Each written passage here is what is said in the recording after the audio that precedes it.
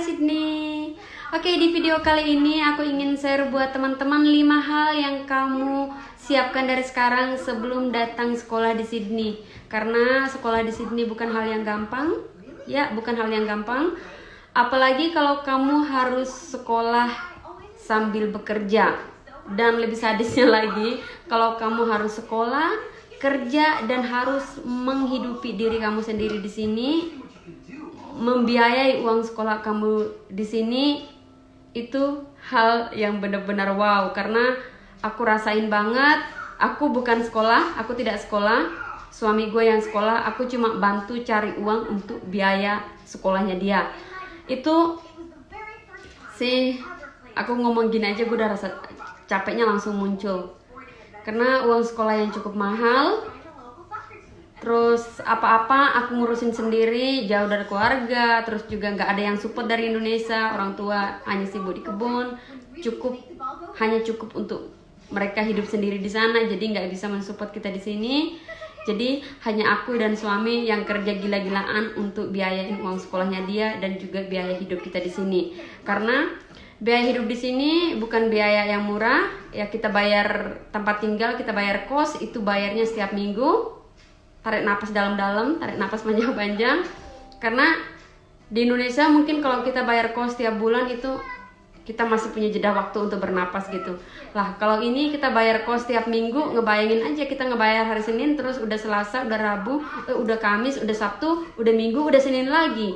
Jadi ngebayangin aja kita ngebayar kos itu kayak ibarat aku belum juga tidur udah bayar kos lagi, belum juga bangun udah bayar kos lagi gitu. Nah, itu nggak gampang.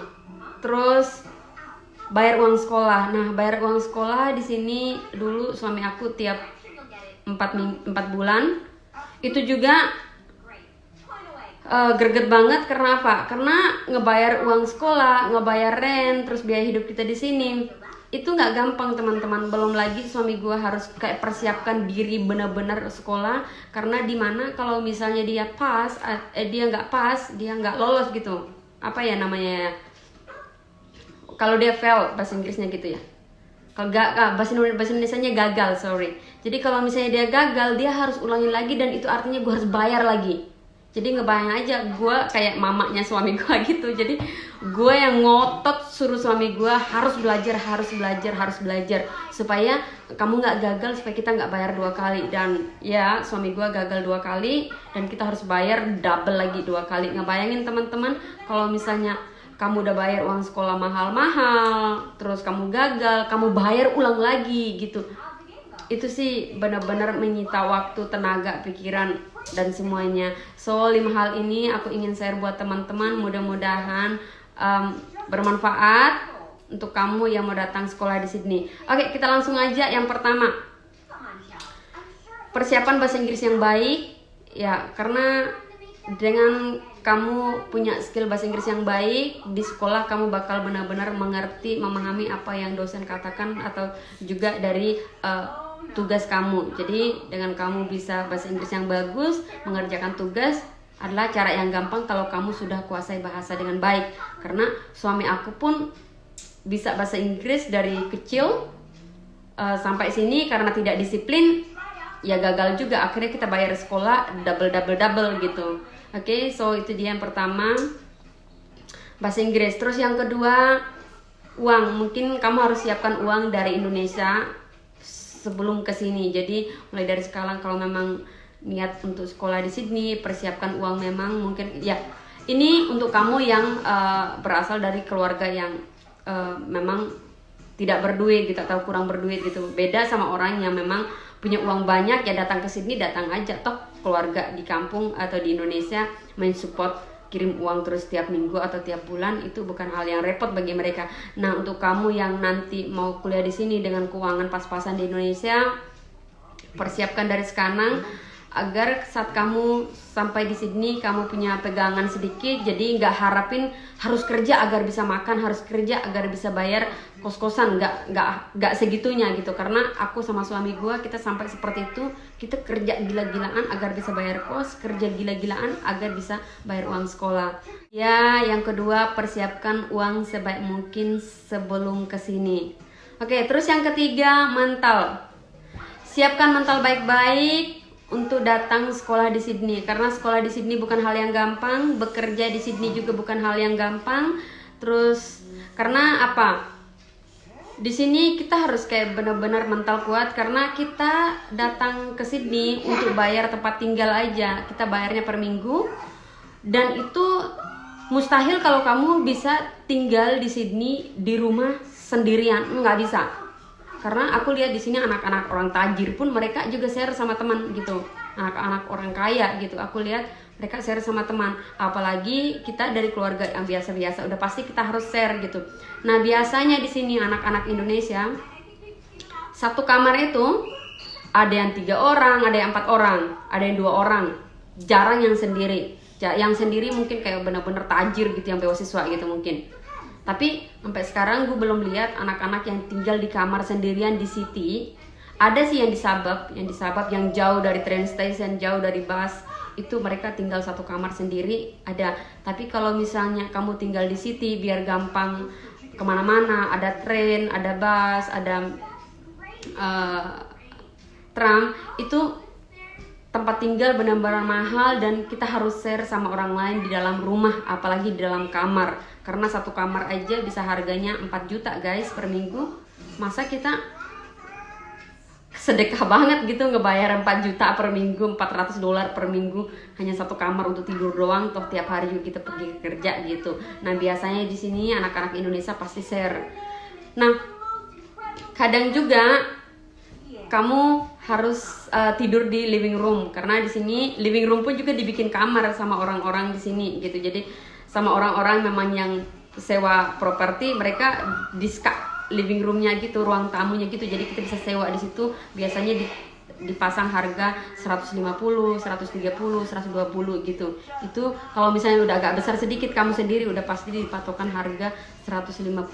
Jadi benar-benar wow di Australia. Kalau misalnya di Indonesia kamu nggak pernah tidur sama orang lain di kamar atau di kos-kosan, nah di Australia kamu harus siap mental untuk tidur sama orang lain.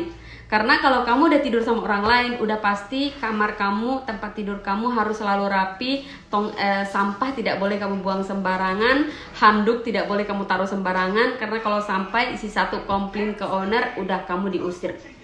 So kamu harus siap-siap mental untuk nerima kritikan, untuk harus apa-apa harus beresin saat itu juga, tanpa harus ini. Kalau tidak, kamu yang stres, kamu pusing, kamu nggak suka lagi, udah nyerah, balik sudah ke Indonesia, dan the end the story. Oke. Terus yang berikutnya, disiplin.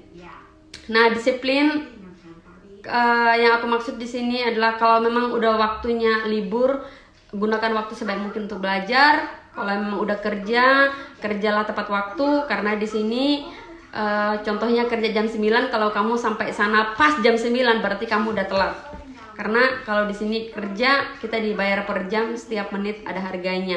So kalau misalnya kamu kerja 5 menit sebelum start, kamu udah harus di tempat, dan kamu udah harus pakai seragam kerja dan siap bekerja gitu. Jadi kalau kamu sampai di sana udah sering telat, atau misalnya kerjain tugas udah sering telat, ya udah apa-apa semuanya tertunda, nanti lupa, akhirnya berabe, stres, udah semua bikin kamu pusing, dan masalahnya kamu tanggung sendiri, karena apa-apa di sini kamu sendiri, jadi masalahnya is your own job. Oke, yang terakhir adalah tahu aturan, tahu diri. Nah, yang aku maksud di sini lihat peraturan. Jadi kalau contohnya di sini nggak boleh minum alkohol di taman, ya udah nggak boleh gitu, nggak boleh minum alkohol sembarangan. Kalau mau minum alkohol, masuklah ke bar gitu, masuklah ke ini kafe gitu. Terus nggak boleh merokok, kamu nggak boleh merokok, apalagi kalau di situ sampai ada ibu hamil atau ibu-ibu yang lagi temenin anaknya bermain, atau orang tua. Nah, ibu hamil, orang tua, ibu-ibu itu kamu nggak boleh cari masalah sama 3 orang ini. Kalau sampai kamu cari masalah ini, masalahnya benar-benar bisa berabe panjang, karena ketiga orang ini raja di Australia, tidak bisa diganggu gugat, ya tidak boleh diganggu gugat.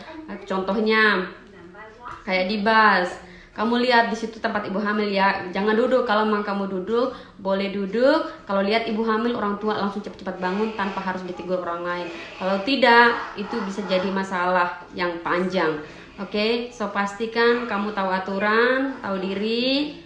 Jangan bawa kebiasaan yang kurang baik dari negara kita di negara Australia. Karena apa? Kalau kamu jadi orang baik di sini, semua orang-orang di Indonesia yang ada di Australia kita jadi orang baik semua.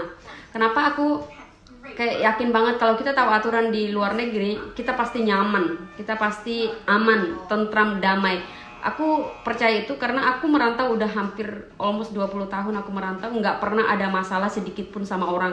Aku nggak pernah masalah sama bos di tempat kerja, aku tidak pernah masalah sama teman, aku tidak pernah masalah sama siapapun karena aku cuman tahu diri. Karena aku tahu diri, aku datang tujuan aku bekerja cari uang untuk hidup aku dan keluarga aku. Jadi aku tidak mau cari masalah sama orang. Kalau orang pingin cari masalah sama aku, pasti aku langsung menjauh dan aku tidak mau usik hidupnya dia lagi gitu. Nggak sombong sih, aku benar-benar ngelakuin itu. Jadi sekian tahun aku merantau, aku nggak pernah dipecat dari tempat kerja karena aku tahu aturan. Aku nggak pernah pecat di tempat kerja, jujur. Aku udah merantau, udah berapa puluh bos yang aku kerja sama mereka nggak pernah dipecat. Karena aku tahu aturan, pekerjaan yang dikasih ke aku kerjakan sebaik mungkin.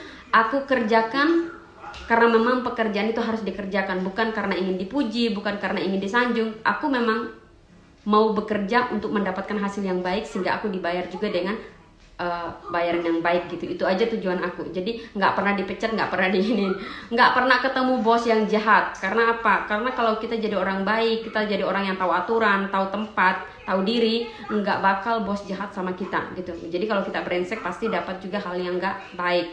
So bawa diri sebaik mungkin, bekerja dengan baik kalau mau bekerja, belajar dengan baik kalau mau sekolah, agar kamu tidak gagal sekolah, agar kamu tidak bayar sekolah lebih. Oke? Itu dia teman-teman yang aku bisa share. Semoga bermanfaat, semoga bermanfaat buat semua yang nonton di sini, khususnya untuk kamu yang nanti mau sekolah di Sydney, yang berjuang sendiri bayar orang sekolah, yang berjuang sendiri untuk biayain hidup sendiri di sini. Oke, good luck guys. Bye bye. Salam dari Sydney.